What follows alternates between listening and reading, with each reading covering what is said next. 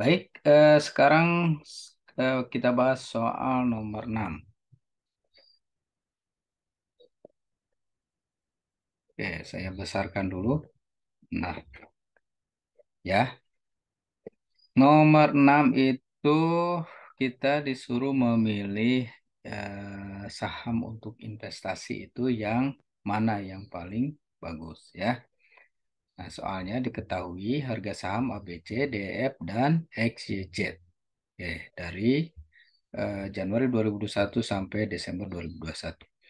Nah, ketika ditanya saham mana yang lebih baik ya untuk investasi, berarti teman-teman harus cari returnnya dulu ya. Cari returnnya, cari standar deviasinya, cari koefisien variasinya ya. Kita lihat, kita bandingkan mana yang paling bagus. Oke, gitu ya. Oke, baik kita kerjakan berarti eh, kita copy aja dulu ya. Sini. Penyelesaian. Oke. Nah, ini rumus returnnya ya. Rumus returnnya nih. Agar enggak lupa. Terus yang Desember 2020 ini bisa dihilangkan ya. Karena ini hanya untuk pembantu saja sebagai apa pembantu harga saham sebelumnya. Oke, kita lihat rumus returnnya. Rumus returnnya itu kan harga saham sekarang dikurangi harga saham sebelumnya dibagi harga saham sebelumnya. Ya, jadi gini rumus return yang pakainya. Nah, dividennya kalau ada dividen berarti kita masukkan ya. Berapa dividennya dibagi dengan harga saham sebelumnya. Nah, karena di soal tidak ada dividen, maka kita hitung yang harga sahamnya saja ya. Ya, baik. Jadi di kolom Januari kita ketik sama dengan ya. Ini harga saham sekarang dikurangi harga saham sebelumnya. Oke, tutup kurung dibagi harga saham sebelumnya. Nah, di 00 gini ya kita setting 4 angka di belakang koma saja ya. Ini negatif, hasilnya negatif. Kita lihat lagi rumusnya. Harga saham sekarang ya dikurangi harga saham sebelumnya, tutup kurung, dibagi harga saham sebelumnya. Gitu ya. Nah, ini kenapa negatif? Kita cek di sini pasti dia turun harga sahamnya. Nah, terbukti kan? Harga sahamnya turun. Sebelumnya 6.000 turun jadi 5.900. Makanya dia negatif. Nah, kita copy saja. Ini kita tarik saja samping karena sama saja rumusnya. Ini mencari return. Tarik sampai bawah ya. Oke, kita cek lagi. Yang Februari ini dia positif. Nah, harusnya harga sahamnya naik ya. Yang DF juga sama, yang XYZ juga sama. Kita cek harga sahamnya naik nggak? Oke. Oh, ini ya. eh, Dua angka. Nah, gini. Nah, coba kita cek yang bulan Februari yang ini ya, bulan Februari. Yang ABC 8.300 ini mengalami kenaikan betul positif ya. Yang DF juga sama, yang XYZ juga sama ya. Ini mungkin angkanya tidak sesuai dengan harga saham yang sesungguhnya ya, karena ini untuk pelatihan saja ya. Jadi abaikan saja ya. Karena kan pergerakan saham itu ada aturannya ya. Nah, ini kayak 540 menjadi 1.110. Nah, ini kan enggak seperti ini kenaikannya ya. Oke, setelah kita tarik returnnya sudah. Nah, langkah selanjutnya kita cari return ekspektasiannya ya, ERI-nya, ERI. ERI itu bagaimana rumusnya? ERI itu adalah rata-rata dari returnnya. Jadi kita bikin aja rata-ratanya, average gitu kan, ya rumus rata-rata. Kita blok, ininya kita blok, ya kita pilih semua, enter. Nah, jadi rata-ratanya segini. Yang saham DF juga sama, saham XYZ juga sama, kita copy saja, kita tarik. Nah, ya. Terus yang kedua kita cari standar deviasinya ya, risikonya, ST DEF-nya ya. Ini teman-teman boleh pakai rumus Excel. Rumusnya ST DEF S. Kenapa S? Karena sampel ya. Kalau P itu populasi. Nah, ini yang kita pakainya kan sampel karena hanya 1 tahun. Kita blok ya, kita enter aja langsung. Nah, standar deviasinya segini. Ya, saham yang lainnya juga sama kita tarik. Nah, yang terakhir itu koefisien variasinya. Ya, oke. Nah, rumusnya bagaimana? Rumusnya adalah standar deviasi dibagi dengan harga rata-rata DRI-nya. Ya, nah, begini. Ininya komanya kita buat segini aja boleh ya. 2 angka di belakang koma. Kita tarik sama. Nah, kita kasih dulu tanda apa? Kita kasih garis dulu ya. Nah, dari sini teman-teman bisa lihat ya. Yang pertama sebentar ya. Nah, saham ABC. Yang pertama kita lihat saham ABC. Ini returnnya, saham ABC returnnya yang ini ya. Kita kasih warna yang return, kita kasih warna oranye. Nah, gini.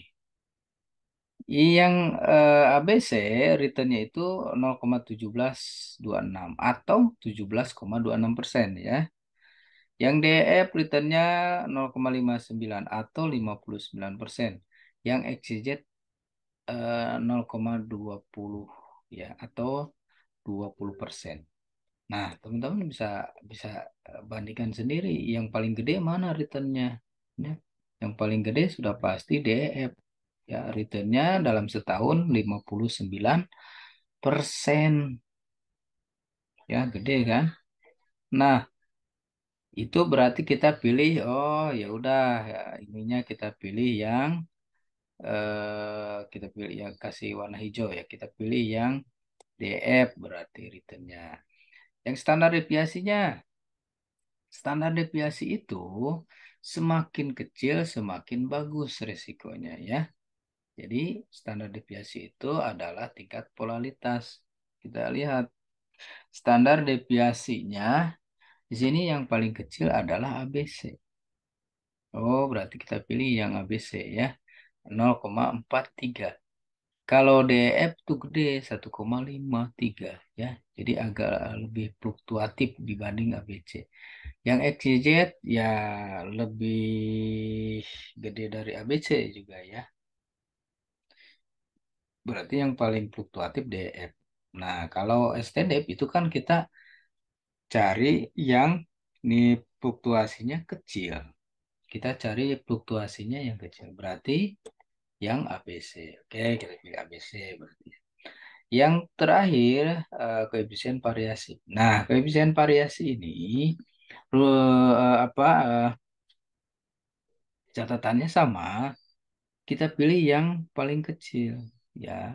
Tetapi apa kita pilih yang paling kecil, tetapi koefisien variasi ini kan membandingkan dua faktor yang berbeda ya. Jadi ada dua faktor yang berbeda. Apa itu? Yaitu resiko dan return rata-ratanya ya, ERI dan standar deviasinya. Nah, jadi ini penilaian selain risiko ya. Jadi kita bandingkan antara return dan STDF-nya. Mana sih yang lebih baik? Ya, kita cek.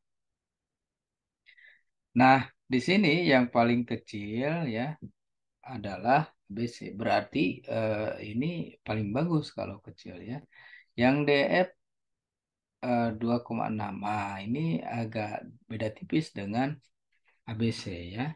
Nah, yang XYZ itu gede ya. Ini yang XYZ sudah pasti kita nggak pilih. Nah, berarti tinggal dua kemungkinan ABC dan DEF. Coba kita lihat. Kalau dari sisi angka ya pasti ABC ya. Cuma kan kita investor pasti melihat returnnya yang tinggi ya. Dan ini juga koefisien variasinya selisihnya juga hanya 0,09 ya. Jadi beda tipis. Jadi yang dipilih pasti saham DEF ya. Kenapa Pak? Kan koefisien variasinya juga dia lebih besar daripada ABC. Terus standar deviasi lebih besar daripada ABC. Betul ya. ABC ini lebih besar standar deviasinya. Lebih kecil. Jadi pasti lebih datar gitu ya, nggak fluktuatif ya. Jadi kalau naik itu pelan, kalau turun juga pelan gitu ya. Tetapi dilihat dari returnnya itu jauh banget dibandingkan dengan DF. Kalau DF returnnya 59 ya, hampir 60%. Ini 17%. Berarti hampir 3 kali lipatnya ya. Ya kalau investor kan cari yang returnnya gede. Sudah pasti kita pilihnya DEF ya dari sisi returnnya. Nah, kemudian kita lihat resikonya. Resikonya juga nggak terlalu beresiko ya, biarpun 1,5, tetapi eh, jika dibandingkan kita bandingkan dua faktor dengan return rata-rata dan standar deviasinya ya 2,6 nggak jauh beda dengan ABC. Ya, berarti kita pilihnya yang DF ya. Logikanya ini returnnya lebih besar dan resikonya juga ya ini eh, nggak terlalu inilah, nggak terlalu besar ya. Ya, kecuali kalau misalnya ininya sampai 5 ke atas gitu kan ya. Nah, atau dua gitu, dua, 2,5 ya. Kalau standar deviasinya itu sampai eh, besar itu resiko fluktuasinya sangat tinggi. Jadi ketika naik ya naik, ketika turun ya turun.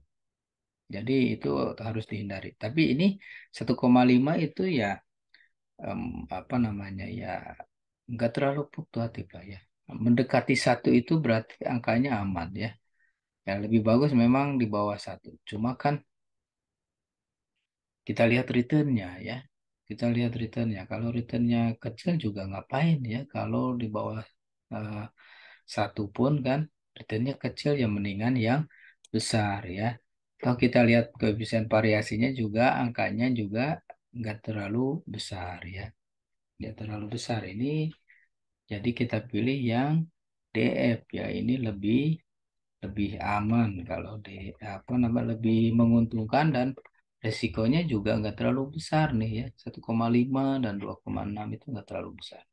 Jadi kesimpulannya, jadi saya sebagai investor akan memilih saham DEF karena memiliki ya memiliki return yang tinggi dengan risiko yang tidak terlalu tinggi ya. Itu aja keterangannya ya.